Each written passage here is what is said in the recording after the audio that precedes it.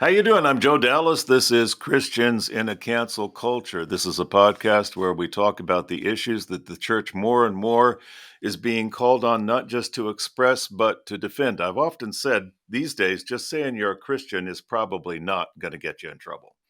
But if you say you are a Christian who holds to a biblical viewpoint on key distinctive issues, that's where the water gets very, very hot. I remember speaking at a conference on homosexuality and theology.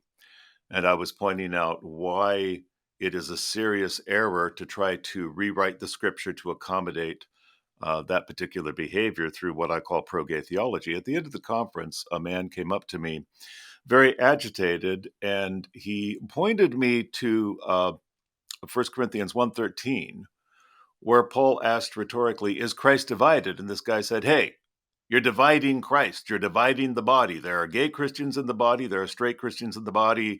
There are some Christians who believe homosexuality is a sin. Some Christians believe that it's God ordained. And it was sort of like you say tomato, I say tomato. What's the big deal? And he said, Joe, you are dividing Christians. You're being divisive. My goodness, it wasn't what I had come there to do. In fact, um, everybody I know who takes a position on doctrinal clarity is doing so not because they want to start a fight.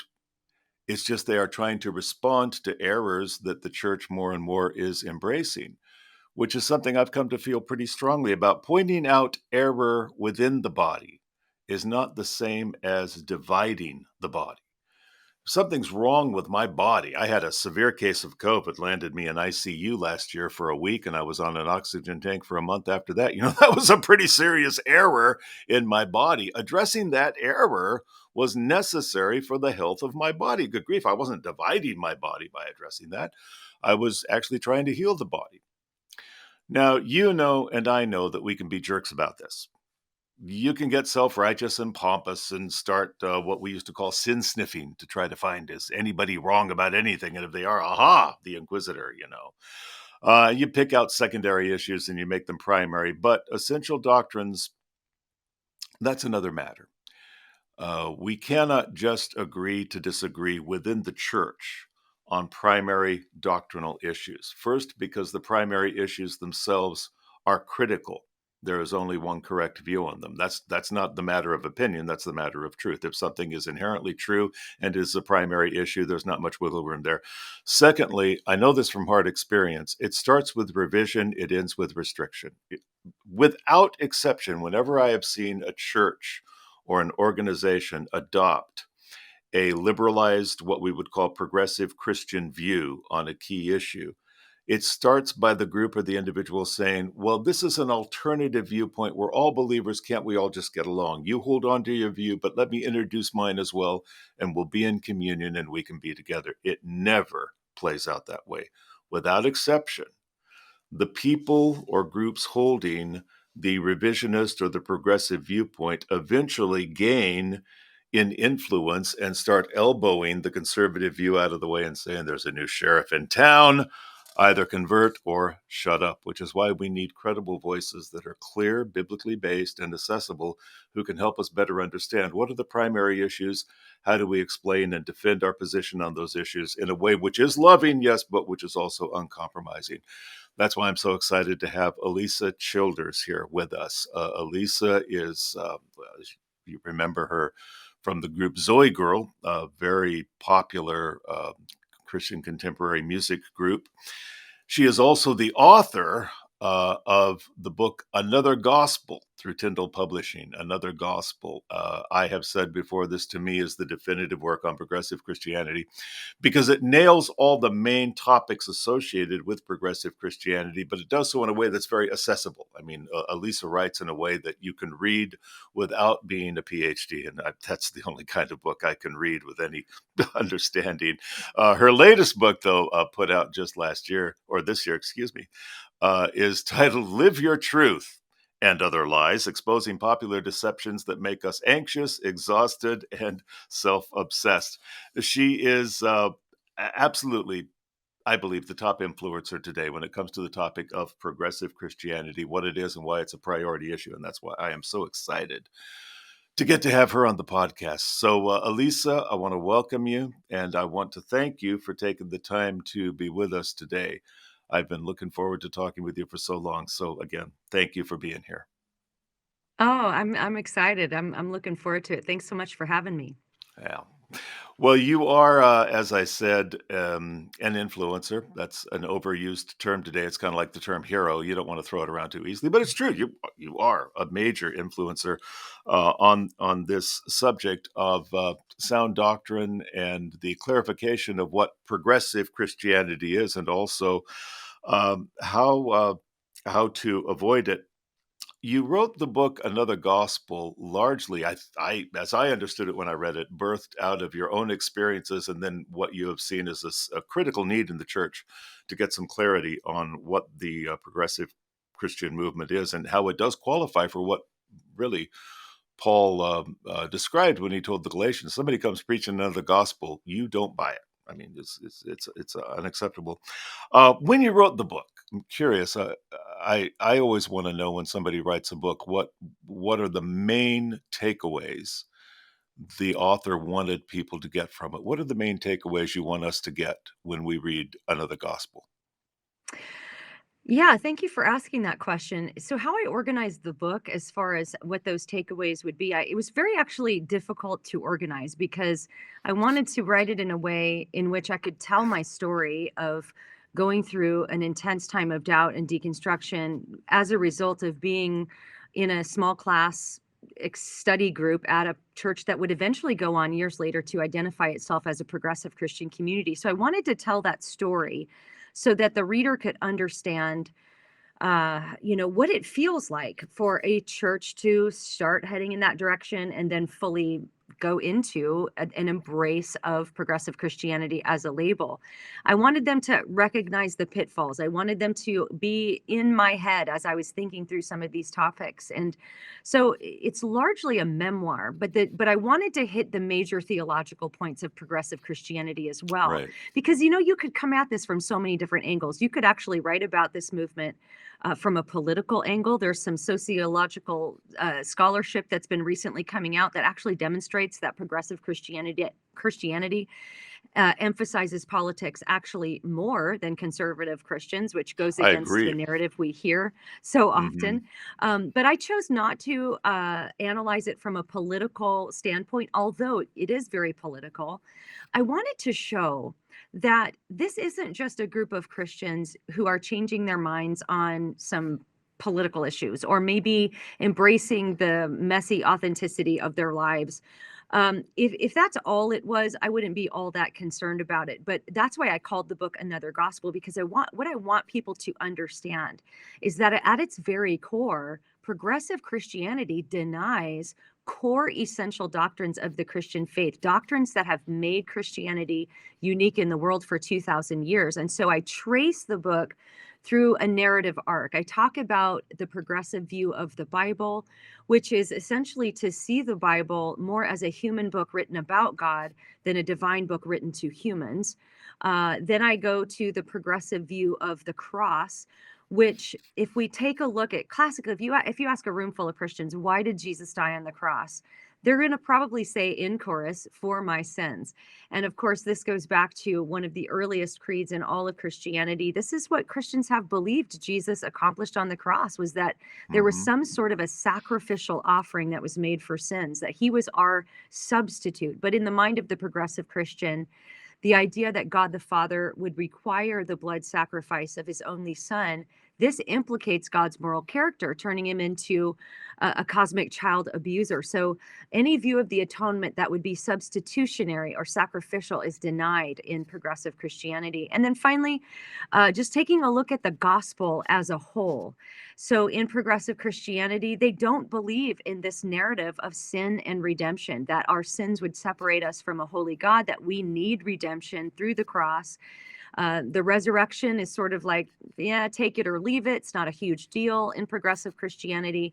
And then almost universally, you have a rejection of the idea that there would be this place of punishment called hell. And Mhm. so progressive Christianity is very universalistic in that sense. So if you trace that along the narrative arc of the gospel, you don't have the gospel anymore. You have a different gospel.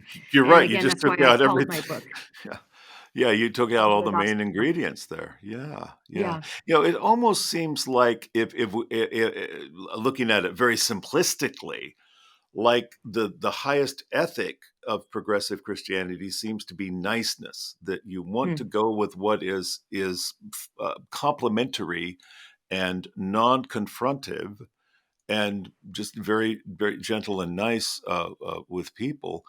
And what strikes me about that is looking at the early church, what a contrast this is between the urgency they had about these very doctrines.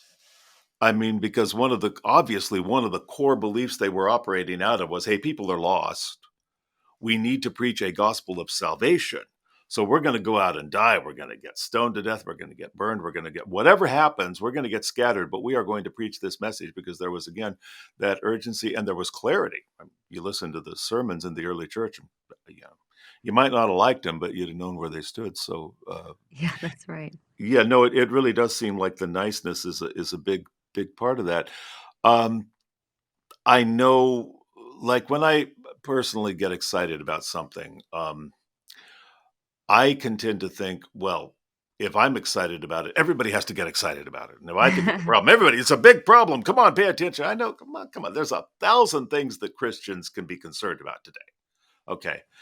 Um, but with that in mind, how widespread is this problem of what we're talking about, progressive Christianity? I mean, do you think it is having any significant influence on the body of Christ today? Oh, the significant influence that it has on the body of Christ is incalculable. You can't underestimate it. I know this comes to a surprise to many Christians who think, well, my church isn't affected by this, but I guarantee you that it is. And that's because the way progressive Christianity works, it's not like progressive Christians show up on your church doorstep and say, hey, we're progressive Christians. We'd like to Right, convert you to our views. So right. this is something that largely festers online among people who are going to evangelical churches, who are a part of small groups. So this is something that is sort of like the leaven that leavens the loaf on the small group and online level, and then makes its way up and out through the church. And so what often happens is that churches don't start out as progressive churches. They become progressive churches and then they start to die. I've witnessed this over and over and over again. There'll be a church that has a pretty solid doctrinal statement on their website. And then either, like I said, on that small group level, it starts to come up and out, or they have a new hire of a pastor who starts spreading some of these ideas. It's very, very subtle. The shift and the slide into it is very slow. It's not something that generally happens overnight. It's just, all these unchecked things that have maybe been said or unchecked assumptions. And then before you know it, the church is progressive, but then, like I mentioned, then it starts to go into decline. So you might have progressive churches that actually end up embracing the label, just maybe meeting in a bar on a Sunday morning with 12 or 13 people. And this is largely what we saw in the Protestant mainline denominations as well, with the rise of theological liberalism. It sort of burned its way through the mainlines. Those are in decline. Mhm. But the reason that this is so influential is I think it's like a parasite. It's parasitic in the ideology, in that once it sort of kills its host, it looks for a new host. And I think that's why we're seeing Perfect. such a resurgence of it in the evangelical church, because it's not like anything they're saying is new. None of this is new. There might Mhm. be if you think about the theological liberalism, the new thing might be the updates on sexuality and maybe the embrace of relativism or something like that. But the theological conclusions are really not all that different from what burned its way through the mainline denominations, and it's happening again. And so this should just give people a picture of how popular this is. There's a progressive pastor named John Pavlovitz, and he's not pastoring a church anymore, which is often what Mhm. happens once somebody becomes kind of big in the online space. They leave their church, they become a professional influencer and things like that. And he's got a book out right now called "If God Is Love, Don't Be a Jerk." And Right. it's basically, I've read it, I've read the book, and it's just bashing the church for 300 pages. And There's nothing in it that's constructive. There's nothing in it that's saying, hey, here's a better way to go about things. It's just, Christians are jerks and here's why you can hate them and make fun of them and stuff. And so the book, though, when it came out, when you look at Amazon and you look on a book, there are millions of books on Amazon. So if you write a book that even gets in the top, say 4,000, like that's a pretty good Oh, best-selling yeah. book in some Yeah. on some platform somewhere. That's a bestseller. Pavlovitz's book was number 54 on Amazon across all genres the week of its release. Now, I don't know where it is now, but put it this way, another gospel was a bestseller, never got to 54. Yeah. And so this is something that is so pervasive. So even if there are Christians maybe in a conservative church who are worshiping God, they go listen to the sermon, but they're reading Pavlovitz and they're reading all these Hmm. progressive authors on the side. And so that's how pervasive it is. And that's how it works. It functions more like a parasite. It's not like people go, oh, I'm going to try to find a progressive church. If they do, and there is one, it's probably going to be relatively small. I've often said Satan never uses caller ID, you know? I mean, when he talks to you, he doesn't say, "Hi, this is Satan. Can we chat?" It, Right. it, it always comes as something else. And I think, and I'm not calling progressive Christians the devil, but I'm only saying it is such a serious heresy. I would make this comparison. It seldom is honest in the way it presents itself. Just like you said, people I don't agree. come to your church and say, "Hi, we are progressive Christians and we hope we can convert you to our way of thinking."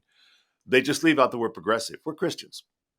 That's And right. usually they know enough of our lingo because, like you said, it seems to me most of the progressive Christian authors I've read were at one time in a better place theologically. So they certainly know how to talk in a way that gives them entree to evangelicals. Now, I could just hear somebody watching this going, "Okay, well, whoa, you're saying it can be subtle and it kind of creeps into churches and so forth." Alisa, how do you know? I mean, okay, you're in a church and you're wondering, are we going progressive? Maybe you heard something that got your attention, your antenna went up, what have you. I mean, what are some of the signs you would say that a church is going that way? Yeah, and so you're gonna look for there definitely are danger signs to look for, and I would say one of those would be a lowered view of the Bible. I think I mentioned this earlier that in progressive Christianity, the Bible is seen largely as a human book. So if you start to hear there be an emphasis on the humanity of the Bible over the divine, and we start to think about biblical writers as people who were, they were less evolved than we are now. They were Right. just trying to figure God out in the times and places in which they lived. And therefore, what they wrote about God really just reflects their best understanding of God. But, as God has continued to reveal himself, we can look back on them and say, I don't think they got it right. You'll often hear in progressive Christianity, maybe Paul had some prejudices or biases, and that's why he wrote what he did about women. Or maybe he had some sexual hangups. I've even heard progressives say maybe Paul was gay, and that's why he sort of had this sort of hard line with Mm-hmm. homosexuality and other Mm-hmm. behaviors. And so there's notice though in those cases, and this is what I think we see so often too, is there's a psychoanalysis of the person who's making the truth claim rather than an interaction with the truth claim itself. And that's a Right. very postmodern approach to Right. discussion and to truth. So be looking for that. I would look for feelings to be emphasized over facts. And what I mean by that is that in progressive Christianity, there's a large push for personal conscience. Because of that postmodern sort of assumption that lies underneath it, truth claims are often seen as bids for power. So you don't want to be too certain about something because then you might be trying to prop up some sort of unjust system of oppression. So you want to hold your conclusions very lightly. You want to be very almost agnostic about what you think about things in regard to theological conclusions you might make. You might have an idea, but you don't really want to land on any certainty, but you want to follow that internal moral compass that God's given you to discover what you think is morally good and morally true. But you're not going to tell somebody else that what they've discovered is maybe good or true is good or wrong for them. You're also going to look for an openness to not just take a second look at what we might consider to be second or third tier issues, but core gospel issues. Like we can put all beliefs on the same level, and the atonement or the resurrection of Jesus, that's no more or less important than maybe how we view how to baptize people, or Uh-huh. predestination versus free will. It's sort of all Right. on the same level, so Right. we can reinterpret those. And then finally, I would say a couple of things. I would say look for the redefinition of words. They use a lot of the same words, but it's a different dictionary, same vocabulary, different dictionary. And then finally, look for a shift on the gospel message being where you don't really hear the sin and redemption story, but you're hearing a lot about social justice and maybe like what causes Christians should be advocating for rather than what they should believe about God. That's such an important point, Elisa. I mean, it seems to me that what you're looking for is not just what is said, but what is not being said. It's Yeah, almost like there's an absence of something which is essential, and you're not getting that. You may be getting something we would call like a social justice message, which may or may not be inherently wrong in and of itself. But when that is all you're hearing, and you're not hearing yeah, as you said, the core issues about redemption and so forth. Yeah, obviously something is really wrong there, which leads to this. To me, is where it gets tricky. Um, I remember you wrote a terrific post on something that, when it happened, it was a real concern to me because of the work that I do. When one of the most, I believe, respected authors, at least, certainly one of the most respected authors in modern Christianity, was a guest on Jen Hatmaker's podcast, and this is, I mean, this isn't speaking out of school. Miss Hatmaker's been very clear about her yeah, conversion to a pro-gay position, and she's come out as a very strong advocate for the pro-gay interpretation of the Bible, and for not certainly not just for loving homosexual people, but for legitimizing homosexuality itself. She's yeah, been very, very strong and adamant about that. Um, Dr. Lucado, Max Lucado, was a guest on her show, and for me personally, that alone, I was very concerned because I do think it is a little hard to be a guest on a show unless you're coming on to discuss your differences, which he was not. He was basically right. minimizing the differences. And I don't fault him by saying I think he adopted a pro gay viewpoint. From everything, at least I know, you would know better, but I have not heard that he has shifted in his belief about the thing itself. But he seems to have either shifted or at least adopted a belief that the belief itself is not that important. That, well, we're still believers, we're still together, we're still in communion, we can make this work because despite our differences over those key issues, something as key as the definition of marriage, family, and gender, we still are pretty much on the same page. Now, is that possible? Can we all just get along under the same roof and be in communion, progressive Christians and Orthodox Christians still trying to make it work? Yeah. No, we can't. And here's why. Jen Hatmaker is a great case study for this. Many people, when she changed her mind in 2016 on same sex marriage and relationships, many people thought, oh, well, it's just this one issue. She's really just changed her mind on this one issue. We can agree to disagree. We still agree about what the gospel is. So let's just sort of, live and let live. Like you said, let's just all get along. And I think that her conversion was a huge catalyst to get people to be thinking about that question. But here's what people need to understand: two things. Number one, I have never, uh, ever, first of all, I think that's a primary issue because it's related to God's definitions of sin. But let's even put it aside for a second and say, okay, we can grant for the sake of argument that we'll call it a secondary issue, even though I don't think it's a secondary issue. And I tend to think you agree with me on that. But let's just say it was. I have never once in my life ever seen a Christian change their mind on just that one issue.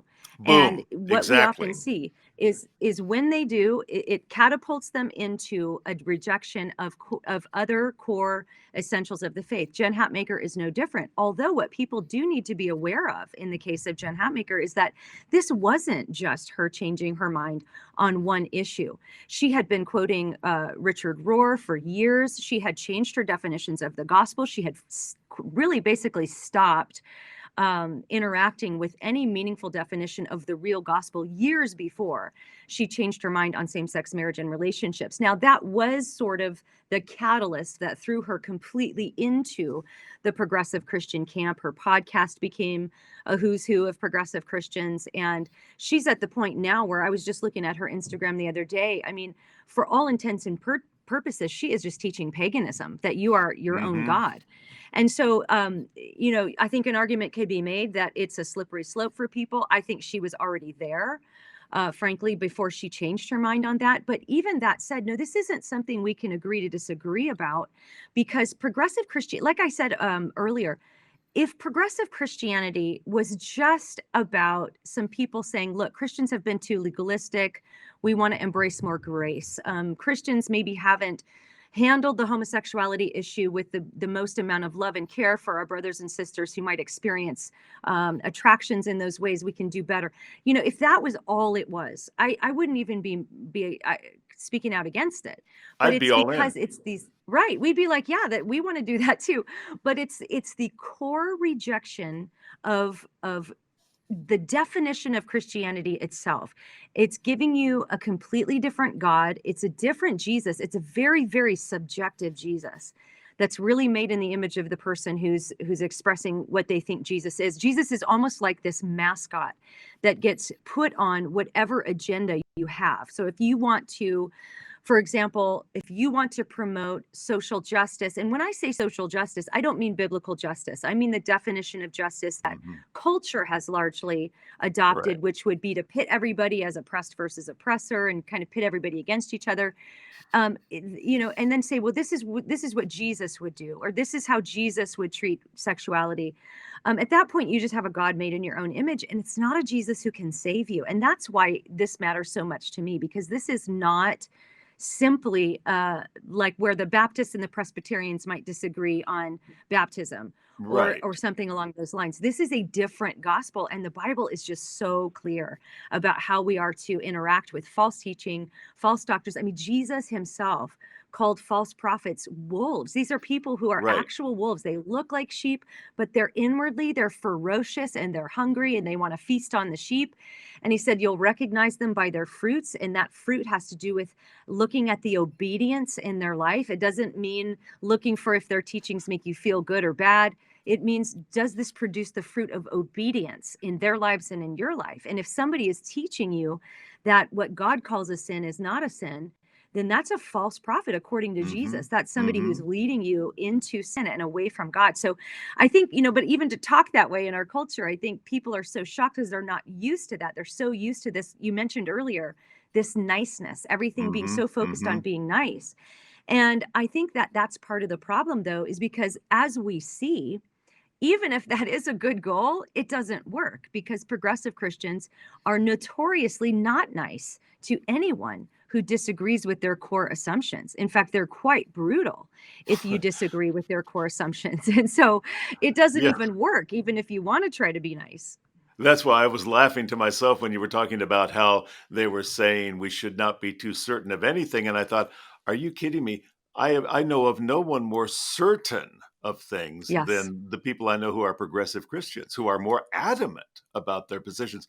But you really bring up a good point, too, because I think a lot of people shift in their beliefs because of the manner in which something has been taught rather Mm, than the matter itself. I mean, and we could apply this to anything. Some people have done a lousy job with evangelism. I'd grant that. Some people have been terrible the way they've witnessed the gospel and the way they've expressed it. That's the manner in which they've done it. But the matter itself, that there is a heaven, a hell, a way to know God, and only one way to know God, and you must be born again. That's the matter. And so rather than simply saying we could do a better job in preaching this essential truth, there's now the movement towards saying, well, if we haven't preached it very well, maybe it's not an essential truth. But again, another point you bring out, I really am hoping people will take away this progressive Christianity. Once, as in with Miss Hatmaker, it's both symptomatic and indicative. If mm, someone gets to the point where they say God's definition of marriage is not what we thought it was, well, they didn't just get there in a vacuum, okay? that's right. That's symptomatic of something which already happened more quietly, and now you're getting the manifestation of it, okay? The That's right. fruit is showing. But it's also indicative of the direction they're going because like you, I've never seen anybody be a single issue person on this type of stuff. Once they've embraced that, it already shows something has already shifted. And then after that, it just keeps getting worse. So I Yeah. remember, for example, I worked with a lot of groups within the PCUSA when they were debating marriage and sexuality. And at first, everyone on the pro gay marriage, pro gay side was saying, We believe all the things the rest of you believe. We're all on the same page except for this point. Well, then I heard their presiding bishop, just, I don't know, about 5, 8 years ago, saying plainly, and if we say Jesus is the only way to God, we're putting God in an awfully small box. And I thought, okay, Yeah. I guess that says it Yeah. all. That says it all. Um, to do this, I think, is to put a target on yourself in a lot of ways. I mean, I guess if we had about 17 hours to talk, we'd have some great war stories we could swap on what happens, what people say about you, or what, and Yeah. I ain't no martyr. I mean, I love what I do and love the life that I've got, but wow, I never knew what venom was until I Mhm. started. I thought rather naively, just saying, well, this seems to be what the Bible says, folks. And all of a sudden, whoa. Right. Um, by the same token, from everything you're telling us, Alisa, there is a need. I mean, there is a real need for what I'll co-opt a phrase now people use, truth tellers. Well, I think we need truth tellers. I'm sure people, even as we speak, are saying to themselves, listening to you, I want to do what she does. I, Mm. I want to take up that challenge. I want to be an apologist. I want to be ready to give an answer. Any advice for somebody like that? Yeah, I would say that some advice was given to me when I first started out, and that was bloom where you're planted. I think because we have this sort of celebrity culture, we have social media, we have so many megaphones that people can just pick up and start shouting into, we don't tend to appreciate um, just the local ministry, local church ministry, and blooming where you're planted. And I think that, it's interesting if I look back on these several years of me sort of becoming this public apologist, it's not actually something I ever wanted for myself. It's not something that I sought after. I kind of have, the Lord's been dragging me along, kind of kicking and screaming. So the opportunities that have been placed in front of me have not been ones that I've asked for. Like I don't write into magazines and say, hey, can I write an article for you? Typically they'll just approach me, hey, can we print this article, or would you write this for us? And apart from in promoting for the book, I think my PR person did some of that, but for the most part, the opportunities that have come with my YouTube channel and everything, I just tried to put out some content that would help people, and the Lord has really opened those doors. But not everybody is going to do that. Not everybody is going to have the kind of ministry where you're public. And I think that just especially from traveling around to local churches, we need people in apologetics in every church. We need people who are equipped to help young people with their questions. We need people who are Hmm. equipped to teach classes, to sort of be the pastoral apologist on, for a church. Every church needs that one, at least one person, where if somebody's got a question, they say, you need to go have coffee with this person. And if my encouragement would be satisfied with that, be satisfied to spend quiet days at home studying the Word of God, studying the apologetics, and being ready, because if you do that, I promise you, God will bring somebody across your path who has that very question. Joe, I can't tell you, in the years when I was just in my quiet little womb, I call it my womb of study, because I was just sort of isolated. I had very small kids at the time. I was just spending hours a day studying and reading and listening to stuff. My kids grew up listening to Alistair Begg and, Mm. Michael Youssef on Bible teaching, and just sort of in that little womb. And I can't tell you, Joe, how many times I would investigate a question I had, thinking there'll be no outlet for this. And within 2 weeks, somebody would say, hey, have you ever thought about? And then it would be the very Ah, thing that I just had studied.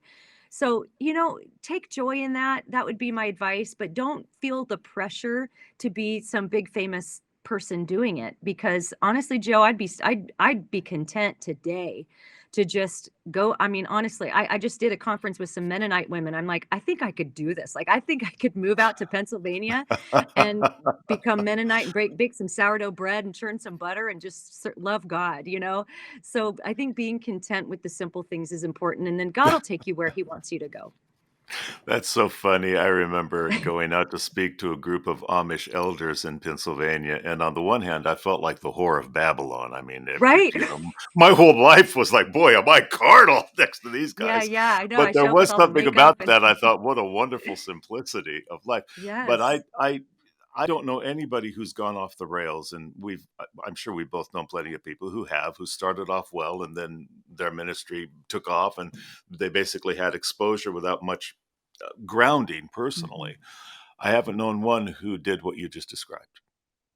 Not one. Mm. You absolutely can't do wrong. And I'm so glad you mentioned the local church Mm. because I feel strongly that today people are way too quick to leave churches, not quick enough to recognize the importance of being well grounded in a local body where you are known, where you develop relationship, where your kids can grow up. And I know, I mean, good grief, people get a job transfer, you have to move. And of course, if your church Sure. just really, it's not the right place for you, then it's not the right place for you. But I think the way we determine that it's not the right place for us is we don't like the song they sang last week before second Yeah. service, so we're going to leave the church. I mean, we really do.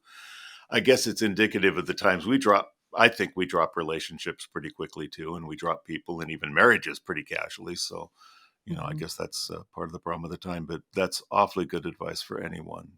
It seems to me that what you're doing now, then, it's the fruit of what God has been doing in your life, and it's all sprung from you being serious about your relationship with Him. You're Mhm. as a disciple and as a follower and investing in that. And then I guess if we will all do that, whatever fruit is supposed to come, it's going to come. And I think your point's well taken. It's sort of like the word evangelist. Of course, most of us are not going to be Greg Laurie, but we can all share the gospel in whatever realm of influence God has given us. And I think the same is Yeah. true of the apologist. We're not all going to be Alisa Childers, but we're going to have opportunity to speak truth to error and to help people find a better way biblically. Yeah. So I think that's a good word to all of us. Uh, People who want to get in touch with you, who are just hearing this and you've whet their appetite for more, what's the best way for them to reach you and to learn more about your ministry? Well, everything's on my website. You can go to alisachilders.com. I blog through my Bible studies, so that's kind of like the little not very big part of what I do, but I just as I study the Bible for accountability, I blog through it. So I'm blogging through Hosea right now, and Oh, that's great. I've also got Instagram, YouTube, where I produce content that really helps Christians interact with the claims of progressive Christianity. So I have a lot of scholars on to refute some of the claims. I have discussions with several discussions with ex-progressive Christians. So that's just an equipping. I've got the Alisa Childers podcast, but all of that can be found at alisachilders.com. Hmm. I say for this ministry, kind of our foundational, statement is we want to help people know the truth, live the truth, express the truth. We want to help people understand if God has spoken, what has He said?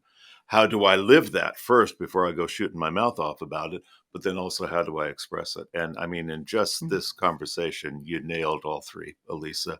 Oh, Um, thank you. Anybody who knows you and knows your work knows that you're a credible voice. And I think one of the reasons you're a credible voice, there's no mistaking the biblical grounding behind what you're saying, but it's also accessible, it's grace filled. You're an awfully faithful steward of what God gave you, and we're all better off Mm. for it. Thank you. Thank you for taking the time. I know you're crazy busy, so thank you for being here with us. It was such a pleasure. God bless you. Oh, it's my joy. Thank you so much. And thank you for joining us today. If you have not yet picked up a copy of the book, this podcast is based on Christians in a cancel culture. You can get this guy on Amazon.com. It's written to equip you to discuss the very issues we've been discussing biblically and hopefully intelligently. If you have not yet subscribed to this podcast, won't you please do so? If you'll hit the bell there and let me know in the comments section that you subscribed so that I can thank you personally. If you'd like to support this work and be a partner with us, you just go to joedallas.com/giving, joedallas.com/giving, and you can partner with us so we can go on providing this content. Oh, this is Christians in the Cancel Culture. We're with you every Friday. Thank you for joining us. I'll see you next week. Meanwhile, let's keep in mind what Paul said to Timothy about not only what to say, but how to say it. The servant of the Lord, he said. That's us, right? Servant of the Lord. What are we supposed to do? Well, what we're not supposed to do is strive, but be gentle to all, apt to teach, eager to teach. I hope we've always got that edge. Like I want to be able to speak truth as God gives opportunity. Patient, in meekness instructing those who oppose themselves, if perhaps God will grant them repentance according to the knowledge of the truth. Let's keep that in mind. Okay, it's not just where you stand, it is also how you stand. Great being with you. See you next week. God bless.